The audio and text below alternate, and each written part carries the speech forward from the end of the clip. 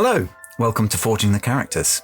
I am your Forgemaster Shaun, and today I'll be showcasing what Hero Forge can do when it comes to making character minis, walking you through ways to use advanced techniques and other tricks and tips in the character builder. Today I'm working on the minis for the upcoming campaign Chaos in the Collection, DM'd by Emma. It will launch on February 28th at 6 PM at twitch.tv/rolltogetherrpg. Now today, I've got mostly new minis to make and one returning character. Since we last met, Hero Forge have released a slew of new features which have exponentially increased the number of cool tricks you can pull off with the software, some of which I intend to showcase for you now. So, without much further ado, let's get forging. Okay, so first up, I've got Soleil, played by Chrissy. And so Chrissy has provided me with a mini already, but also a ton of pictures.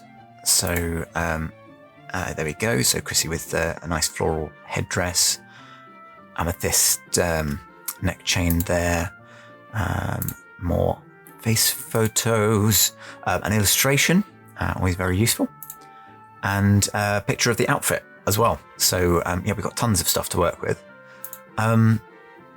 So I'm going to try, first off, trying to get the outfit to match as best I can. Obviously, we've got a lot going on there with the skirt, and we'll be slightly restricted with that, but I've got some ideas on how we might be able to do something there. And then I also want to change up the pose a little bit, to bring a little bit more movement and or maybe a kind of more dancing kind of pose.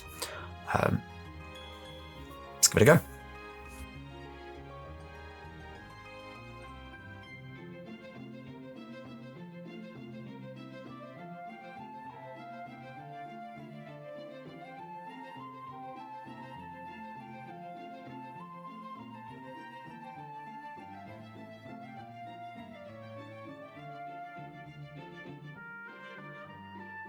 Now, I don't normally like changing too many of the choices that people have made with the model. I do feel like the single gem necklace might be a little bit of a better fit, so I want to change it. I mean, Chrissy, if you don't like it, change it back. We're about experimenting here.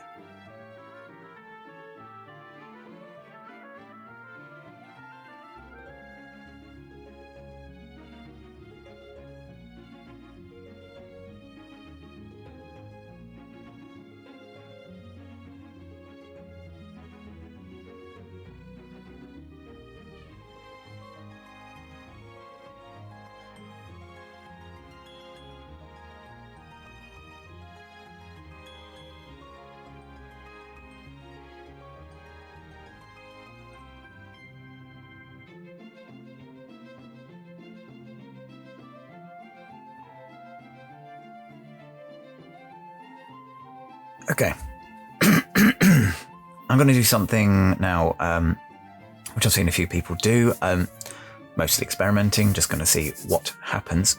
I'm going to import an exact copy of Soleil over the top using the dual pose, and then moosh them together so that I can try and merge up some different, primarily I'm doing it from the skirt, but I might have a look at what some the top options go for, because there are a couple of items that I think would be awesome if it was like something you could put over, but at the moment are not an option. So, we'll try the hard way.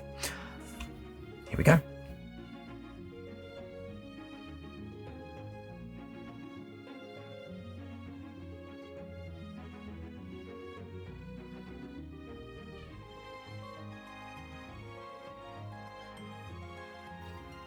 So we've got some slight overlapping. As I understand it, it's not really possible to get them exactly over the top, but I can kind of remove limbs where it's not working, kind of looks like something out of an episode of Fringe, those of you who've seen that, and if you haven't, I have not. Cool, I'm gonna start lopping that up, see what we can do.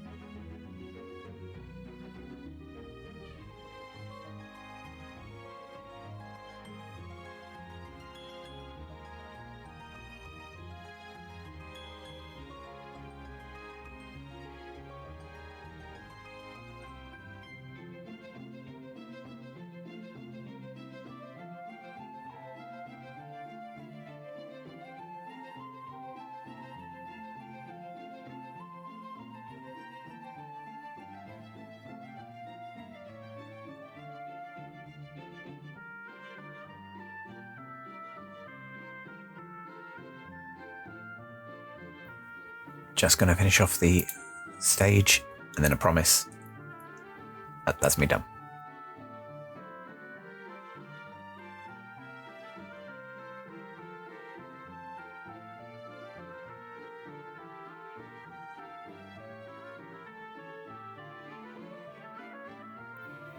Done. Hope you like it.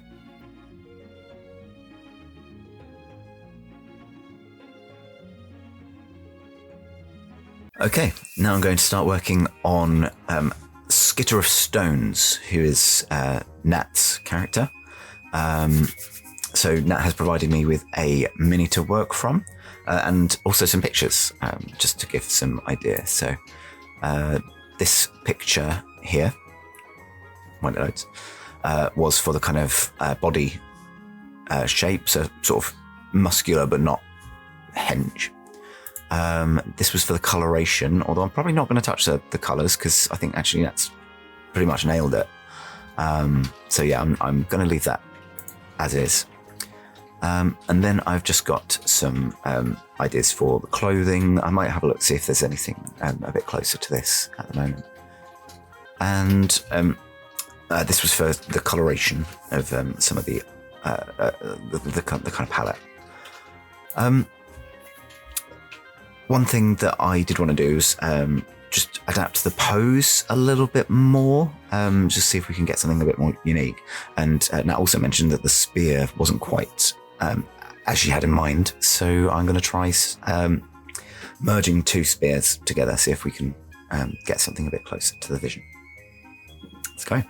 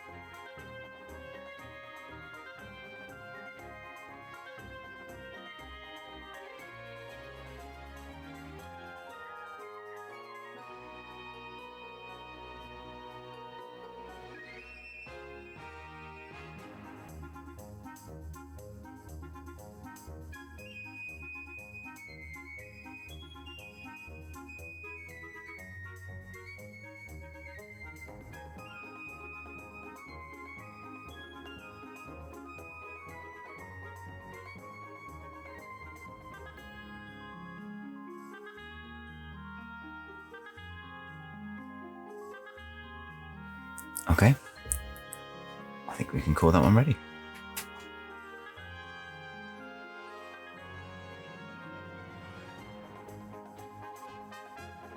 Okay, so moving on, I have got Gemma, don't know how to pronounce that, but Gemma, played by V. Now, Gemma is a tiefling, as you can see. Artificer apparently has a rock familiar. So what I want to try and do is have a go at building the rock familiar. I've been provided with a couple of ideas for the flavour.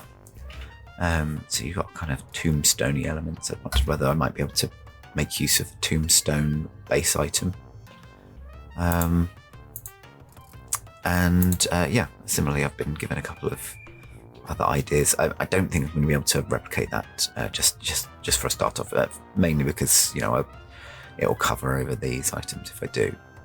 But then, yeah, we've got boots and we've got this holster thing, but I think it's mainly bringing in the rock familiar. So here we go.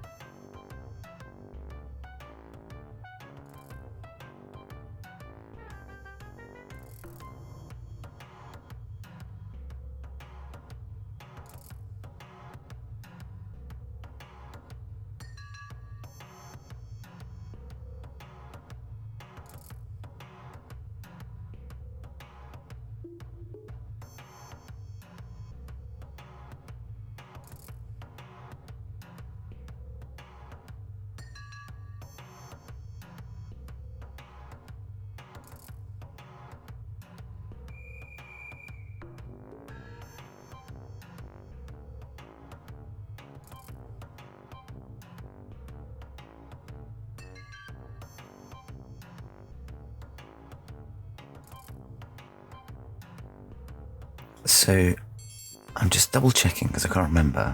It doesn't look like there is. I was wondering whether I might be able to set the spade on the ground, but I can't see the spade item. I think I could do with something though, so I think I'm going to pop down this. It's like a entrenching tool. So it looks like there's a couple of other bits and pieces around. Yeah, if I can't set the spade down, I'm going to have it kind of resting because it just looks a bit awkward held like that.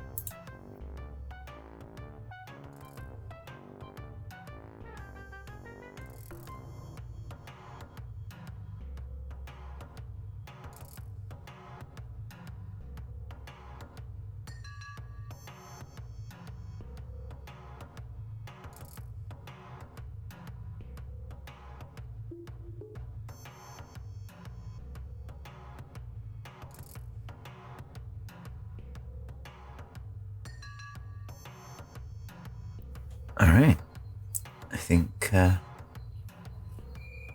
going to call that one done.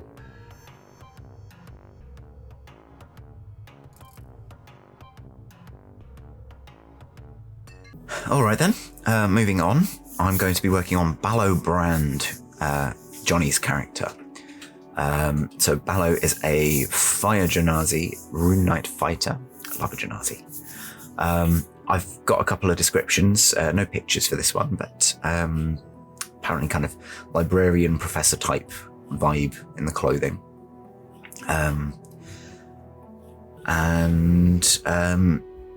Wielding a trident and long sword, and I've even got a suggestion proposed. So I'm going to try and bring your vision to life as best I can, Johnny.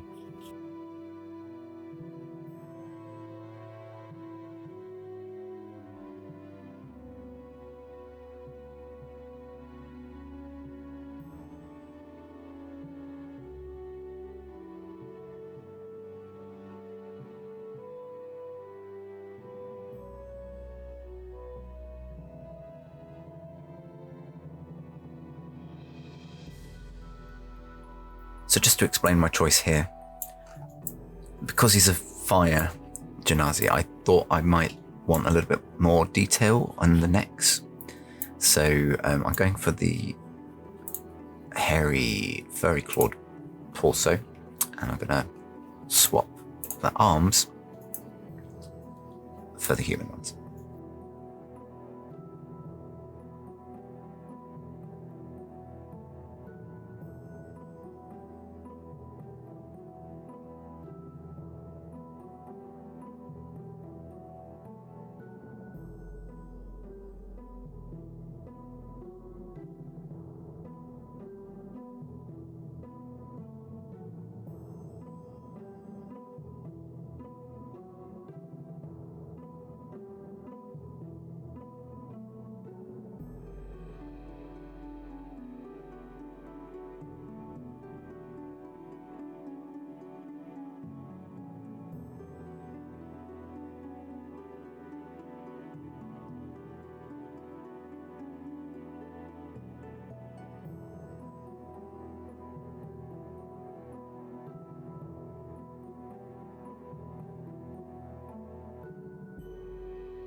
So Johnny asked for a pushing glasses up kind of pose, which I was aiming for that, but there's not really an outstretched finger. So I think I'm going to try and go for the side of the glasses instead and adjust there. And it won't obscure the face as much either.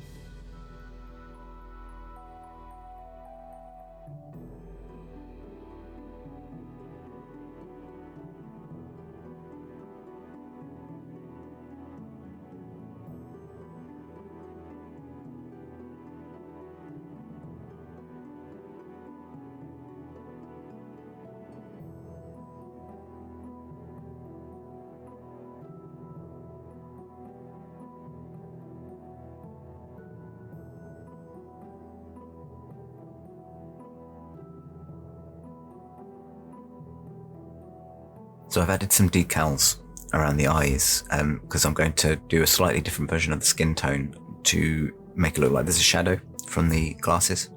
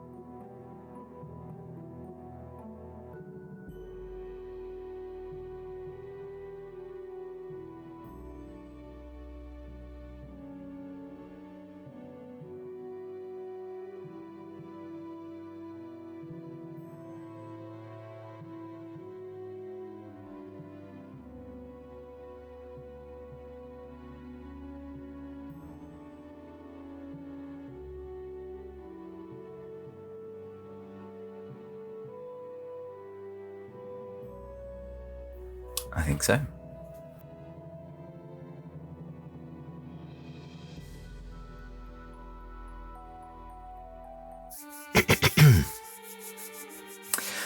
Right, and my last model is to look at Suaskyi again, from originally from Lonely House of Neverwinter.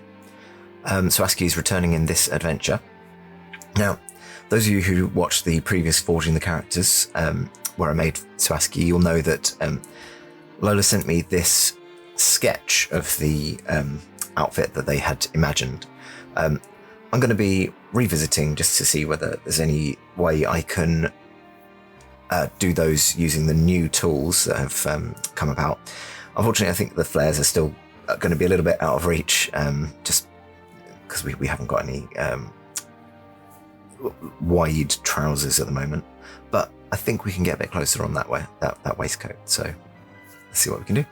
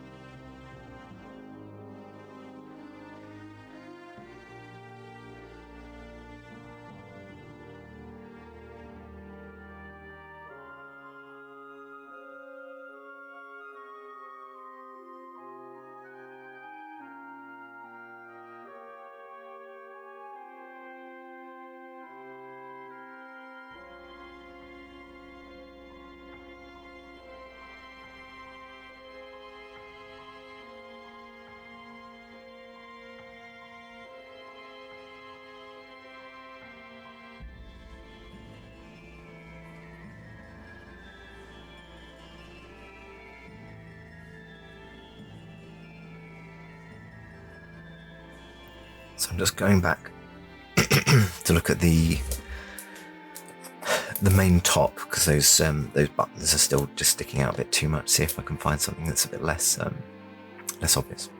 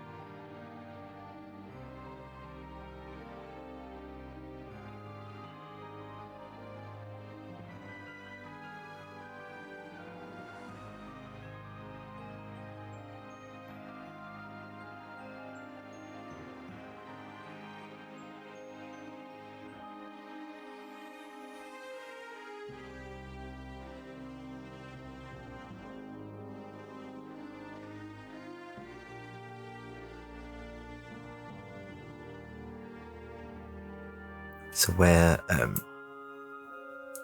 I removed the coat, the arm isn't quite on the hip anymore, so I'm just fixing that. Trying not to unhide anything that I've been hiding.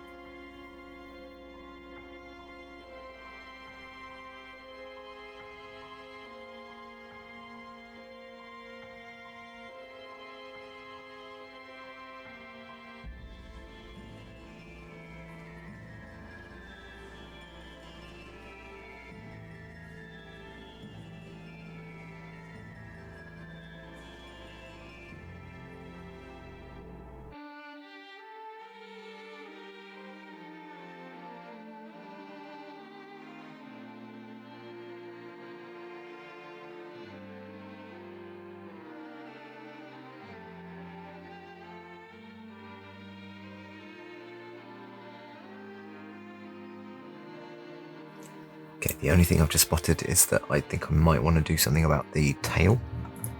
It just doesn't quite flow as much as I'd like it to, so I'm going to try and make that a bit more natural for a humanoid with a tail.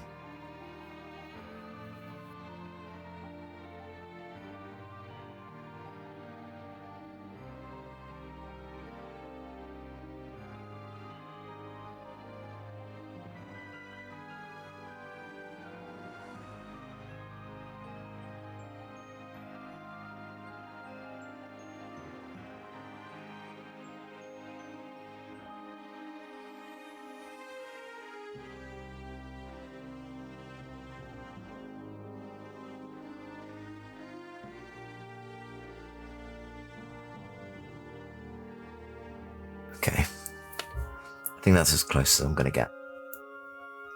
Maybe next time Suaskyi comes back we can do something about those trousers.